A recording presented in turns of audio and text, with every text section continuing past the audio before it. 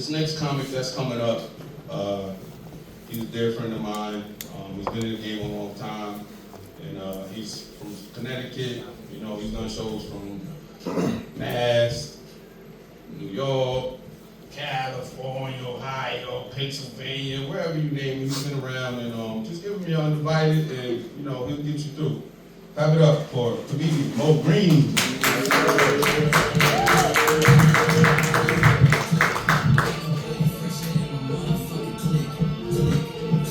Cut it, DJ, cut it, DJ. Clap it up for Chance Seymour, clap it up for Chance. Clap it up for Eugene for putting together this wonderful, wonderful thing, wonderful, beautiful black peoples. It's nice, it's a nice little establishment, like a smooth ass funeral home, you know what I'm saying? So you can die in style with the music, you know what I'm saying? They just play you off to the other realm. When I do shows, I like to bring myself up to one of my favorite songs, you know what I'm saying? I'm gonna bring the energy up a little something. So if y'all notice, some of y'all chewing a little bit, so if you know it, just hum a little bit. I don't want you to choke on your food. You don't got no ambulance or nothing like that. But if y'all know this song, help. Ba-da-da, ba-da-da. Whoa, whoa. Boom, boom, boom. Boom, boom, boom. You make me happy. You know, you don't know the lyrics, so you be mumbling.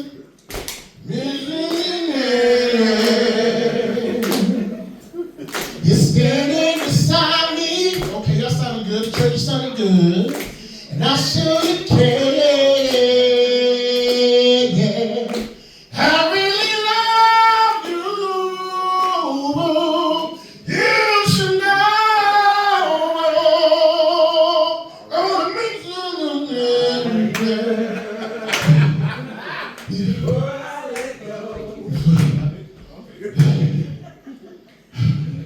I gotta work. I'm out. You see the stomach. I'm out of shape. I need to stop doing that song because I'm chucked. I lost 20 pounds, but I can stand and lose a little more weight. You know what I'm saying? But you know you getting fat when you get tired from talking. You know you getting fat when you get out of breath from breathing. I'll be sleeping at night and I'll be scaring myself awake. You'd be like,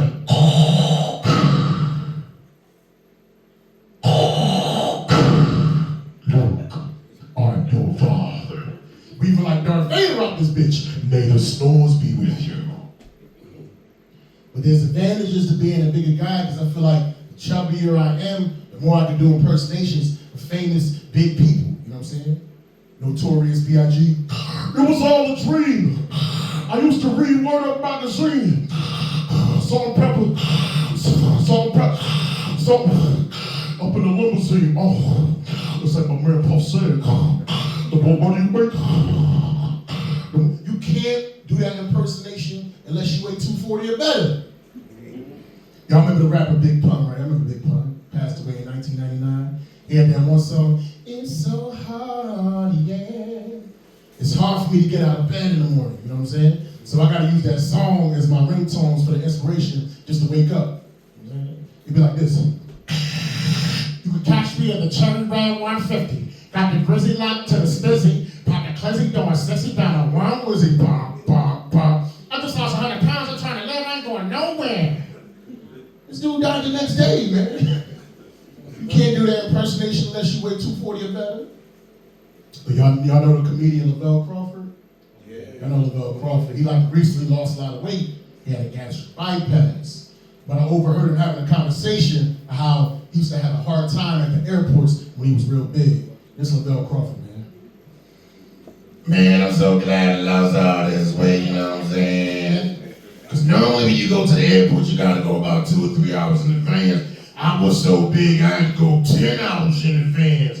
Then I finally get to the gate, you gotta put your right foot in, right foot out, right foot in and shake it all about. And then when I finally get on the airplane, I gotta get myself a double extra wide seat in the middle, not on the wing. If I sit on the wing, the plane gonna be spinning, the plane gonna be spinning, the plane gonna be spinning.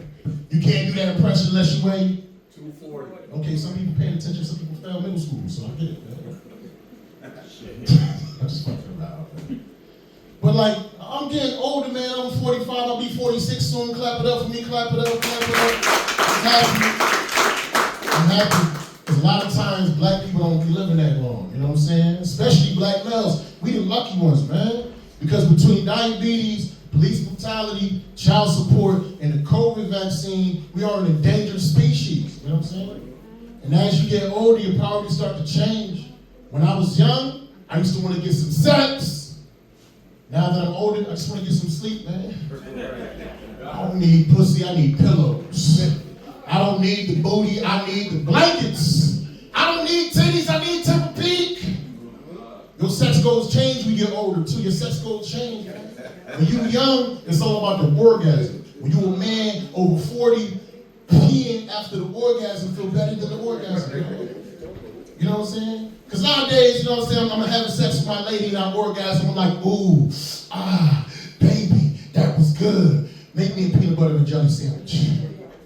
But when I pee after that shit, I'm like, sick. I'm like, baby, could you do that thing that made me pee after I came? It feels so wonderful. I need a cigarette and I don't even smoke. Newport Box 100s. Get strange injuries too, like weird injuries when you get older, man. Like 2 weeks ago, I tore my ACL playing basketball in my dreams, man. I hit the game with a shot, Curry.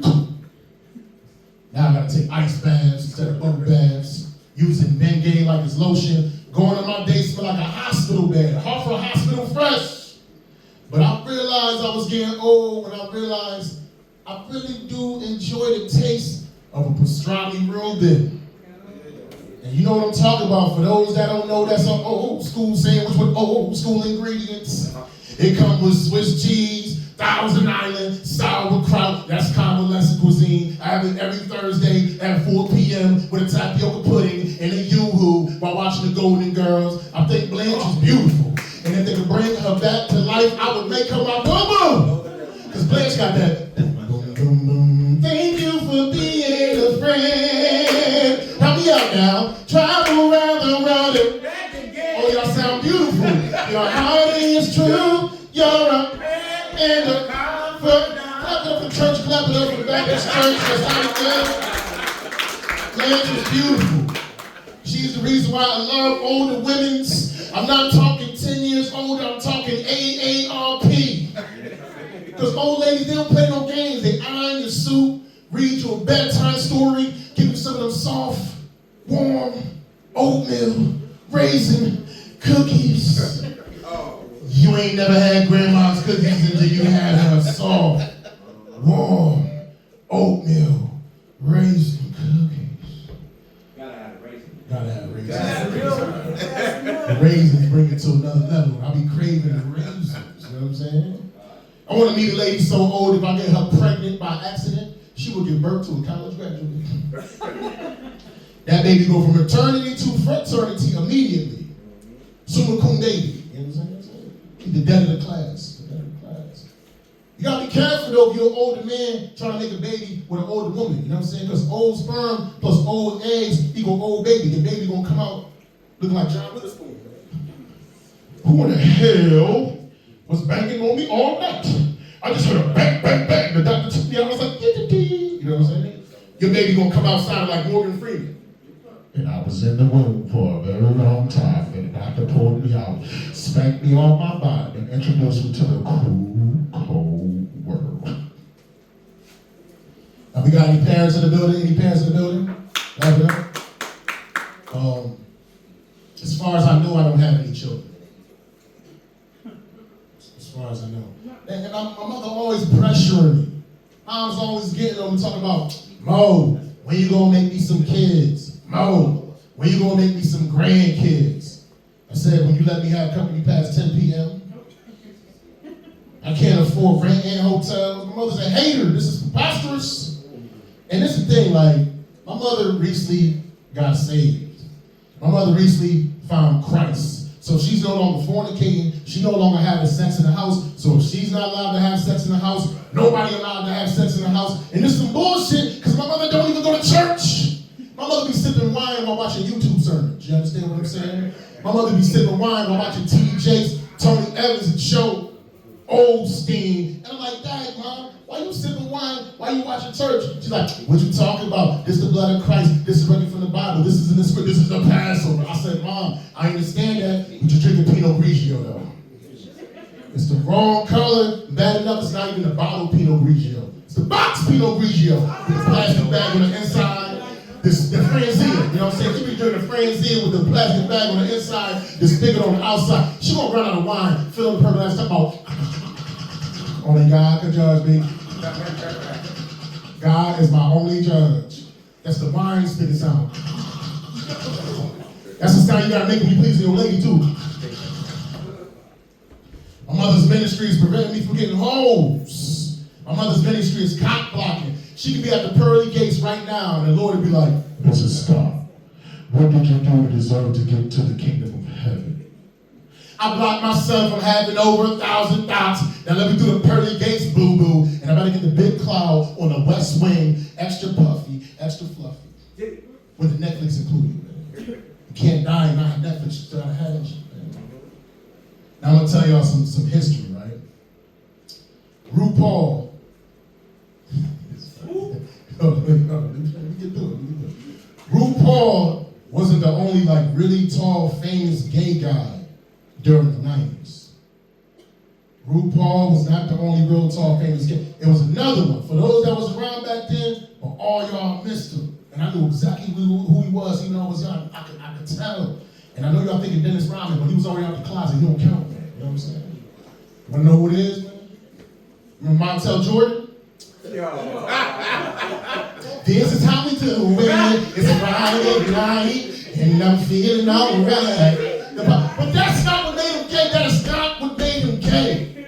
I have been singing for 40 years of my life, and one thing I've learned is that in order to get some of the notes out, you gotta be a little bit fruity and extra with your expressions. Like there was a band in the 80s called Ready for the World, right? And they had that one song, let me love you down, you know what I'm saying? Down, you know what I'm saying? Down, I couldn't get the note out.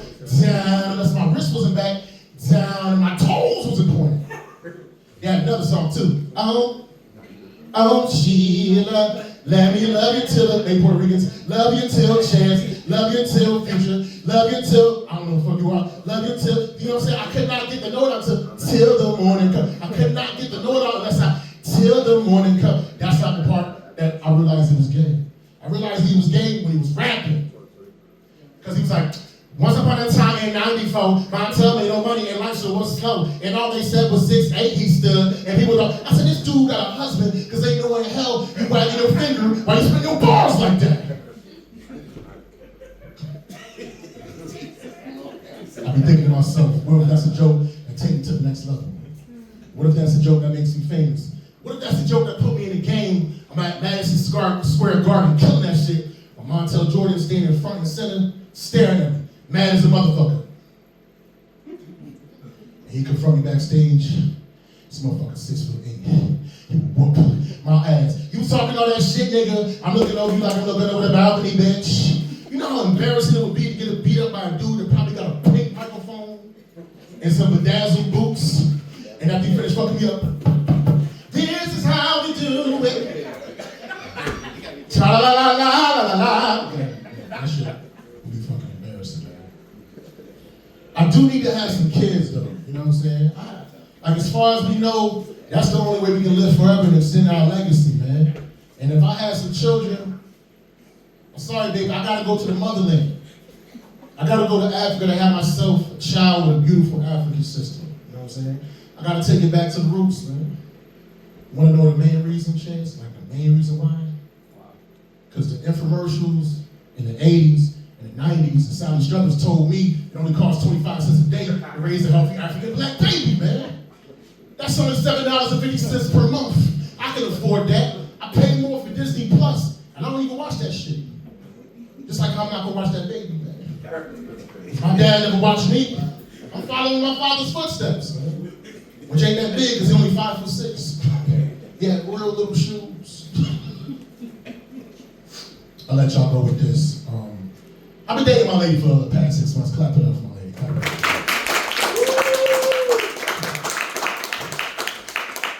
But before then, I was out there. You know what I'm saying? I was cold and I was bitter.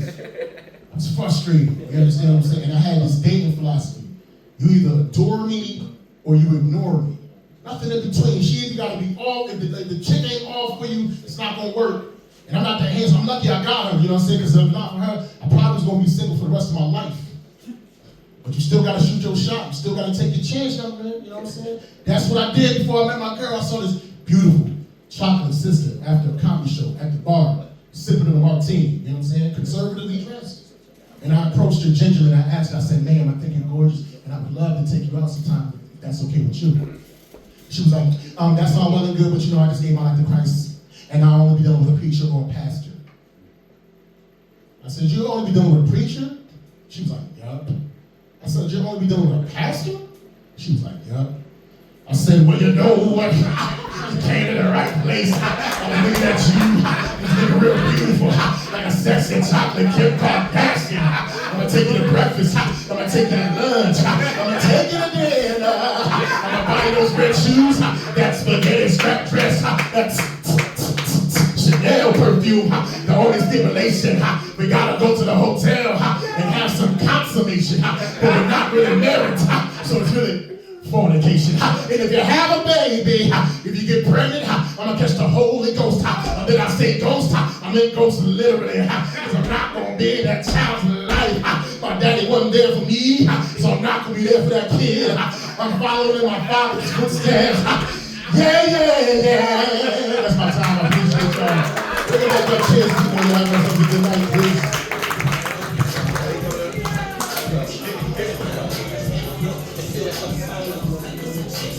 One more time for Mo Green. Church, I agree with everything he said. I agree with everything he said, except the orgasm part. You never went to your girl baby. I'm trying to orgasm.